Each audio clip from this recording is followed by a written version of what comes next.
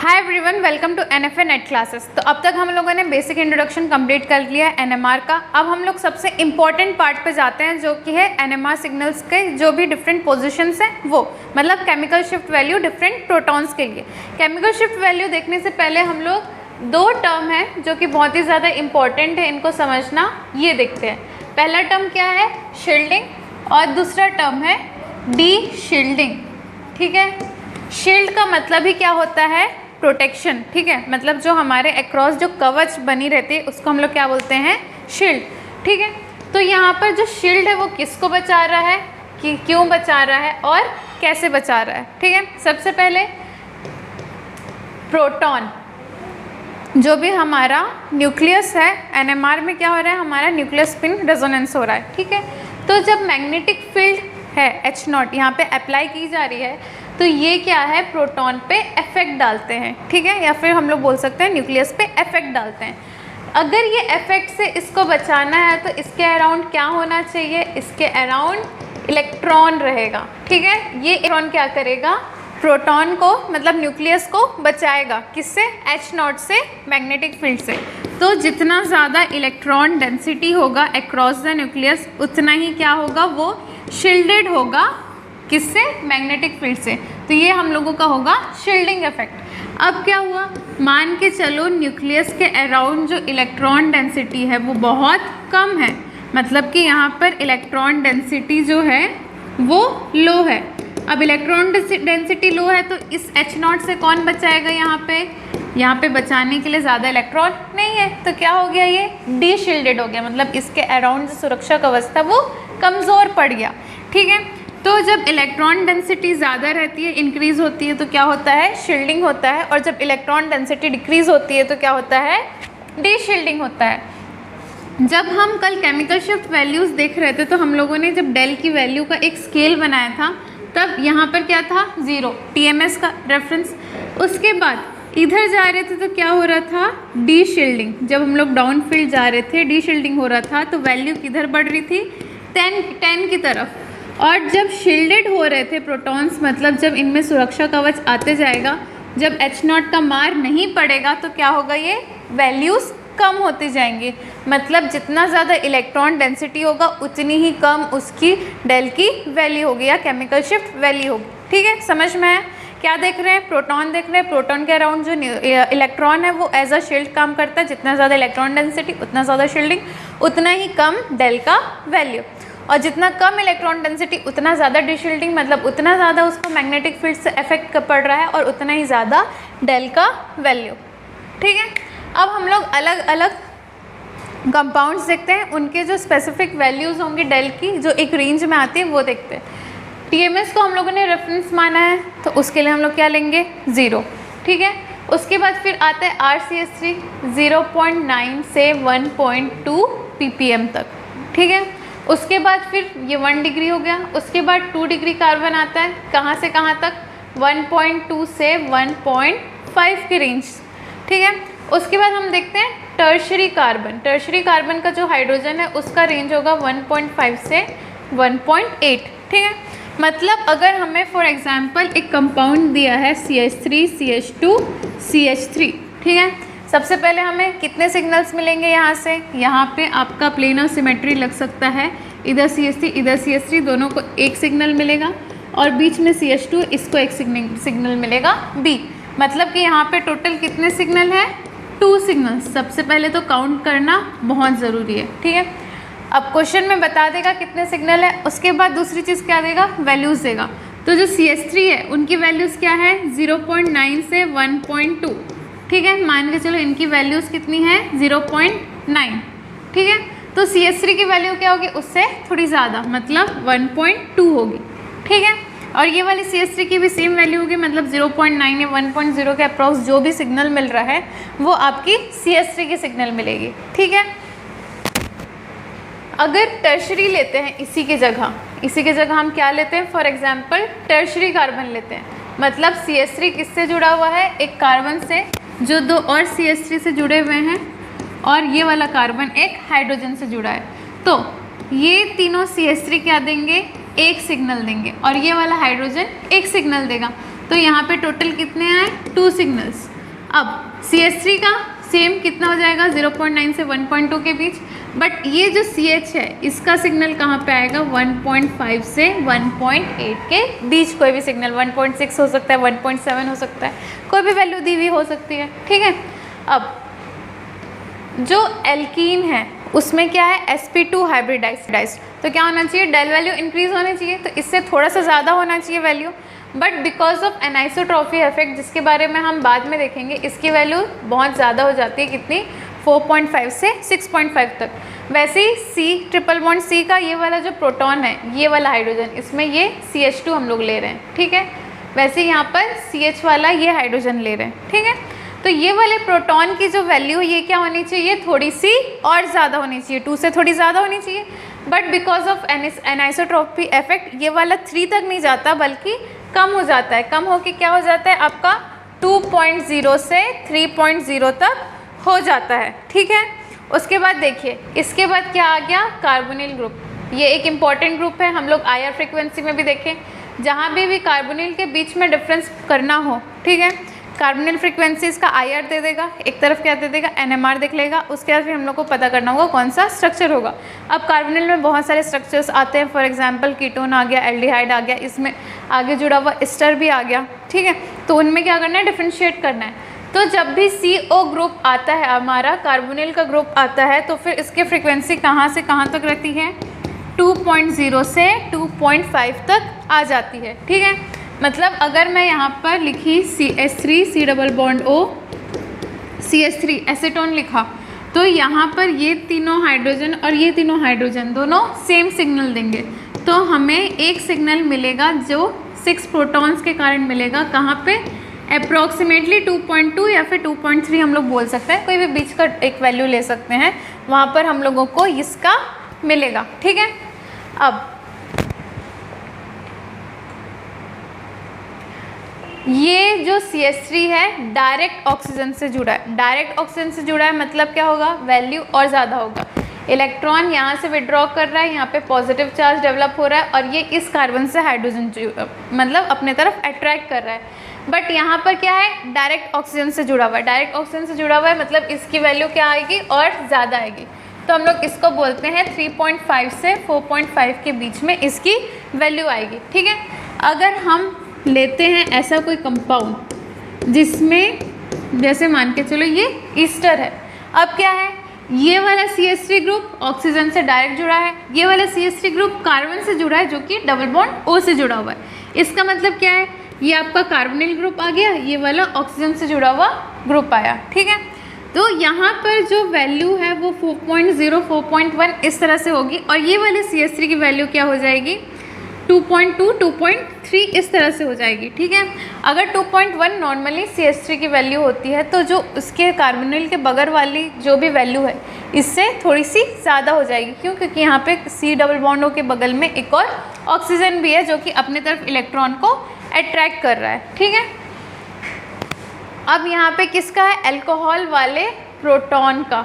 अब दो चीज़ ध्यान देना, अगर ऑक्सीजन से कोई R जुड़ा हुआ है, ठीक है, यहाँ पे मान के लो CH3 जुड़ा हुआ है, तो उसका रेंज कहाँ पे आएगा, 3.5 से 4.5।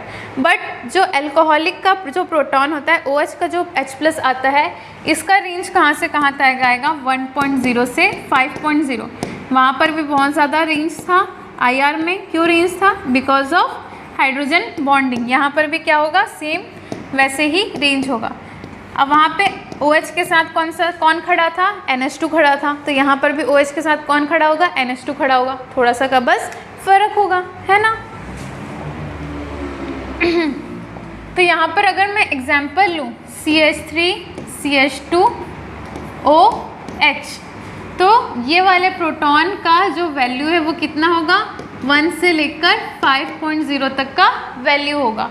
वहीं पे ये वाले CH2 को डायरेक्ट ऑक्सीजन से जुड़ा हुआ है, वो भी सेकेंडरी है, तो क्या होगा 4.2 समथिंग, 4.5 तक है ना, या फिर हम लोग ले लेते हैं 4.1 के आसपास आएगा।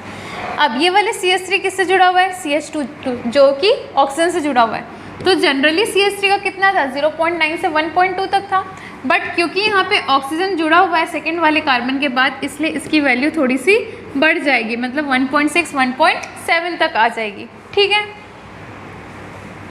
समझ में आ रहा है वैल्यूज़ कैसे? यहाँ पे मैं एग्जांपल साथ में बगल बगल इसलिए करा रही हूँ ताकि पता चले कि हाँ ये वैल्यूज़ का रेंज है, इसलिए इस तरह की वैल्यूज़ आ रही हैं।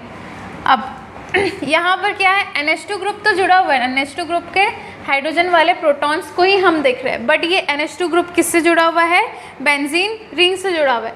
जब इस रिंग से जुड़ा हुआ है तो इसकी डिशिल्डिंग इफेक्ट थोड़ी सी ज़्यादा हो जाती है। तो ये कहाँ से कहाँ तक पहुँच जाता है? 3 से 5 तक ये पहुँच जाता है। ठीक है, अब यहाँ पर एमाइड ग्रुप आ गया, मतलब NH2 के साथ कौन जुड़ गया?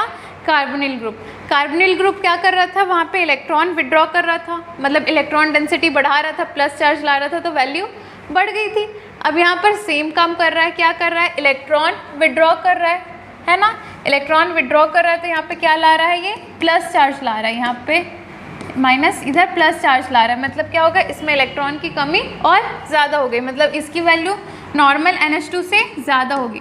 तो ये 5 से लेकर लगभग 8.5 तक की इसकी वैल्यू रहती है। ठीक है, सेम हम फिनॉल के ग्रुप में देख लेते हैं। क्या हो गया? जो OH ग्रुप है वो किससे जुड़ गया?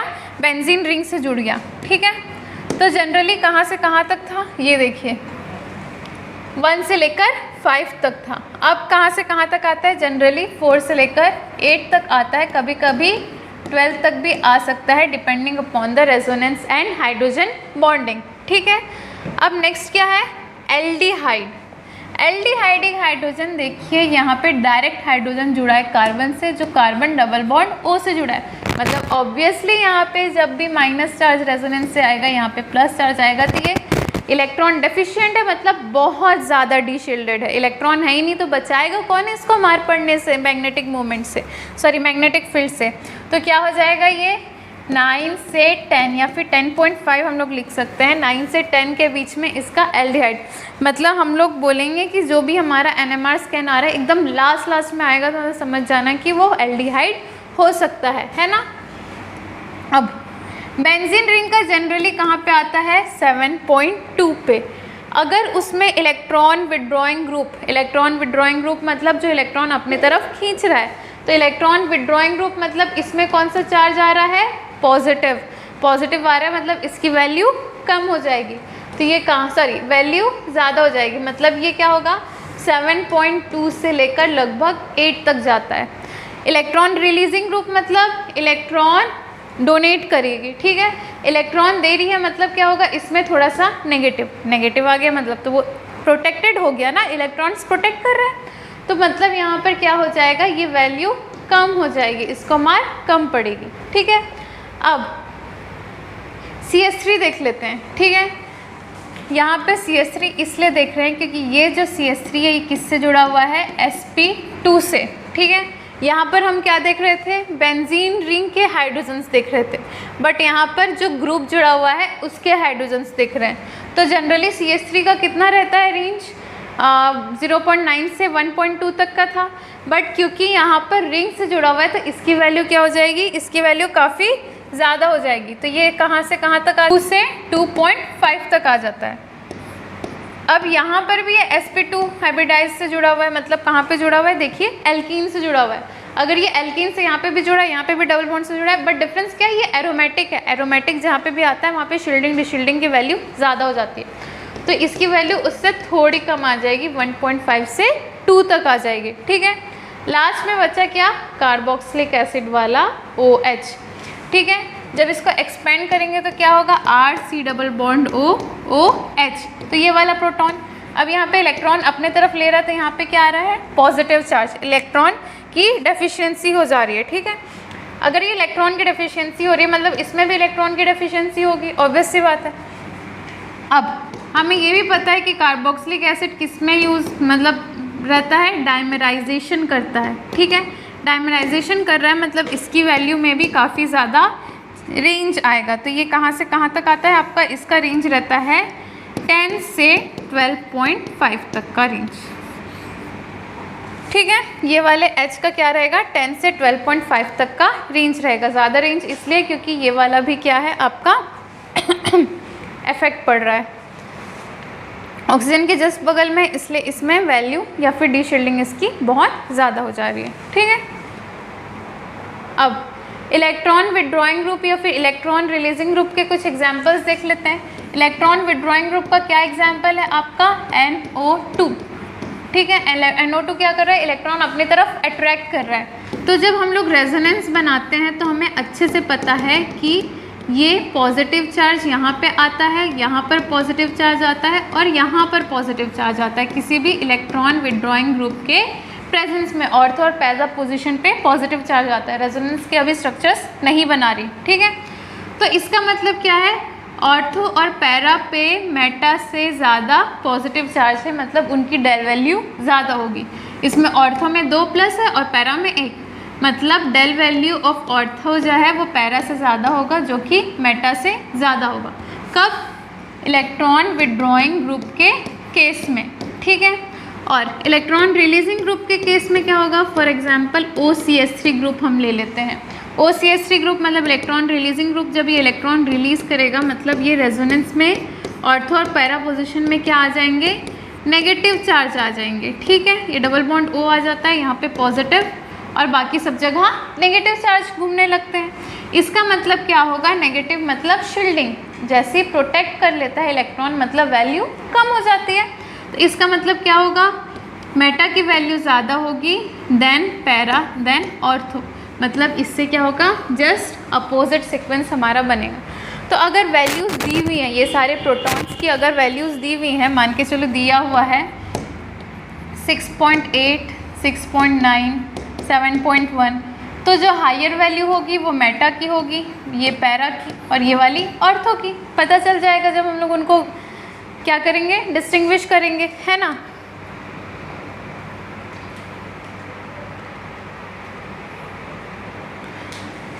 अब जैसे देखो CH3, CH2, C double bond O और H, ये एल्डिहाइडिक हाइड्रोजन है। कितने में वैल्यू आएगी, मान के चलो 9.2 तक में वैल्यू आएगी, ठीक है। 9 से लेकर 10.5 तक की वैल्यू है, या फिर 9.5 में वैल्यू आ रही है 9 से ऊपर। तो क्या होगा, ये वाला CH2 में क्या वैल्यू आएगा, ये कार्बोनिल के बगल में और सेकेंडरी है, कार्बोनिल के बगल में मतलब 2.2, 2.3 ऐसा। तो क्योंकि ये सेकेंडरी है इसलिए 2.4, 2.5 तक आ जाएगा।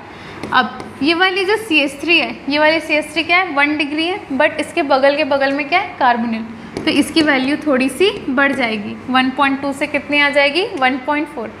अब अगर ऑप्शन में इससे मिलता जुलता भी कुछ आता है, भले ही 9 की जगह 10 लिख दे, 2 की जगह 3 लिख दे, 1 की जगह 2 लिख दे, बट इतना तो पता चला ना कि ये 3 सिग्नल मिलेंगे, इसकी सिग्नल की वैल्यू ज़्यादा होगी, फिर इसकी होगी, फिर इसकी होगी।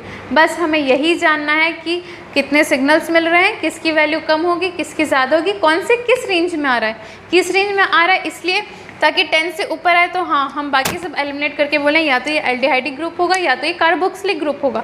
अगर 4 के रेंज में आ रहा है तो हाँ ये ईथर हो सकता है, अगर 2.3, 2.5 आ रहा है तो हाँ ये कार्बोनिल ग्रुप हो सकता है। तो ये चीज़ हम लोगों को थोड़ा बहुत पता चल सके इसलिए हम लोग ये वैल्यूज़ के रेंज कर रहे हैं, ठीक है। आप ये सारी नोट डाउन कर सकते हैं, ये सारी चीज़ें।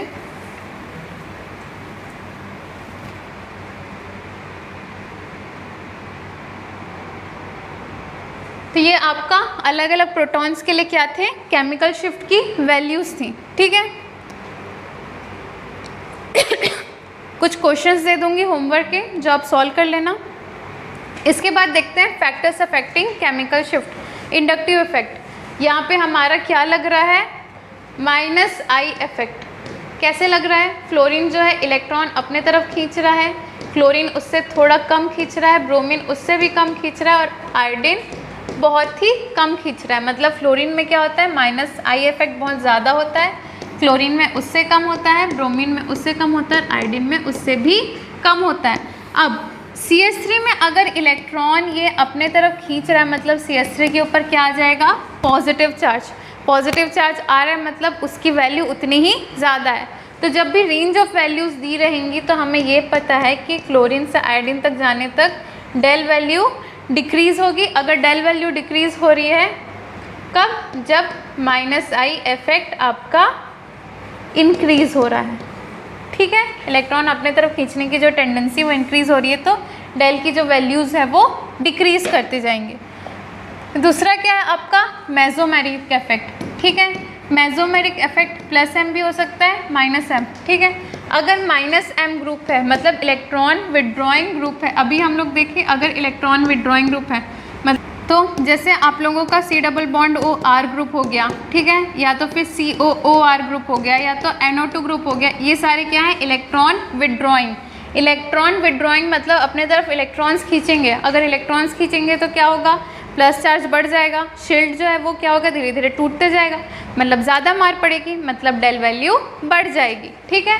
+m मतलब क्या हो गया, इलेक्ट्रॉन रिलीजिंग ग्रुप हो गया। इलेक्ट्रॉन रिलीजिंग ग्रुप मतलब क्या होगा, इलेक्ट्रॉन दे रहे हैं तो क्या होगा, शील्डिंग उतनी ज़्यादा प्रोटेक्शन बढ़ती जाएगी। जितनी ज़्यादा प्रोटेक्शन बढ़ती जाएगी उतनी ज़्यादा क्या होगी, इसकी डेल वैल्यू इंक्रीज़ होगी, यहाँ पे डेल वैल्यू डिक्रीज़ होगी।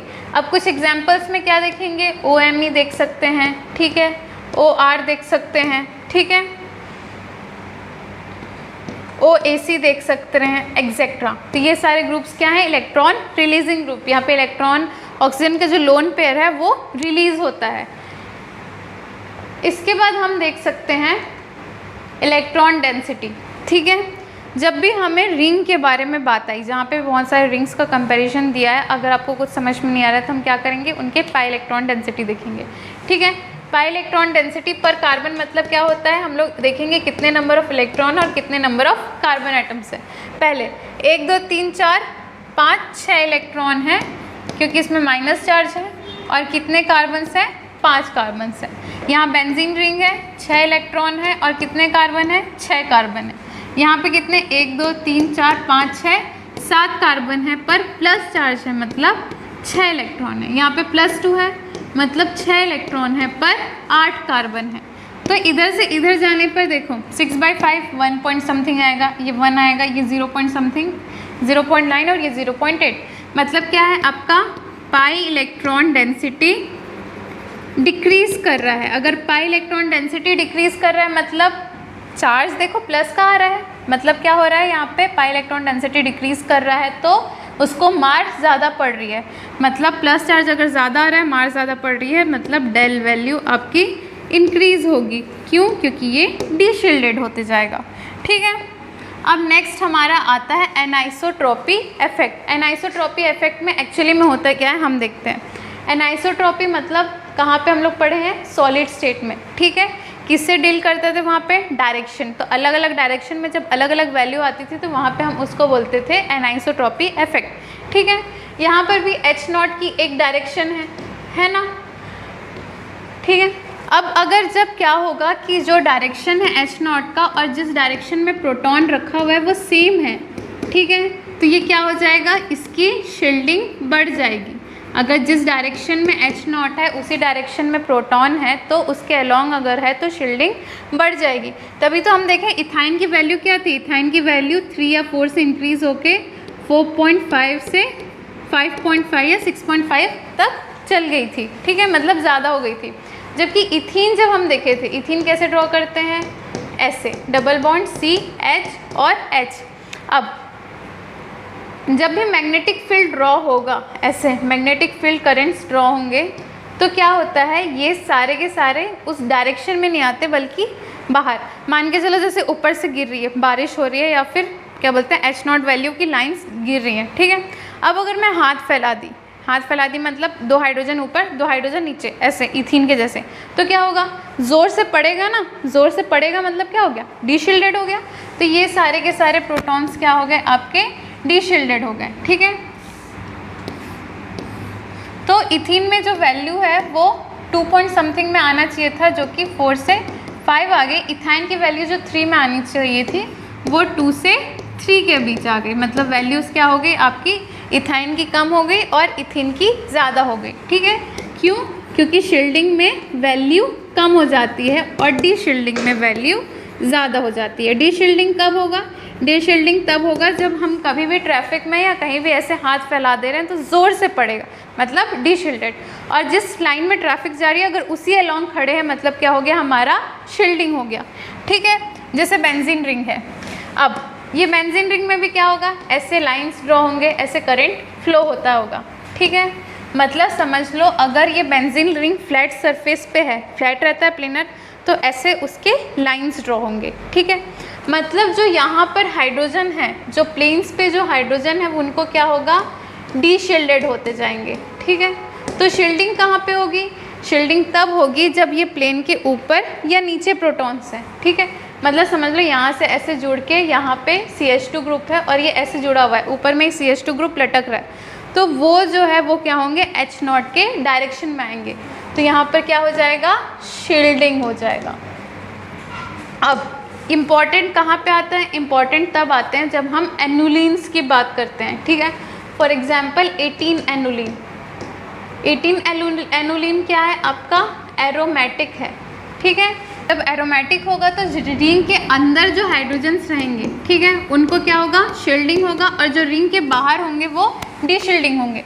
But anti aromatic annulenes, for example 14 annulene, ठीक है, ले लेते हैं। 14 एनुलिन में क्या है, एंटी एरोमेटिक जैसे अगर है तो क्या होगा, आउटसाइड द रिंग शील्डिंग हो जाएगी और इनसाइड द रिंग क्या हो जाएगी, आपकी डीशील्डिंग। तो अगर एनुलिन्स आएंगे तो पहले हमें ये देखना पड़ेगा एरोमेटिक या नॉन एरोमेटिक, जिसके बारे में डिटेल में हम GOC में पढ़ेंगे।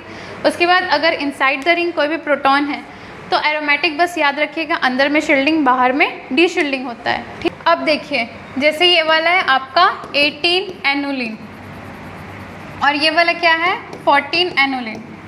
अगर ये क्या है, एंटी एरोमेटिक क्यों है, क्योंकि ये नॉन प्लेनर है, एंटी एरोमेटिक।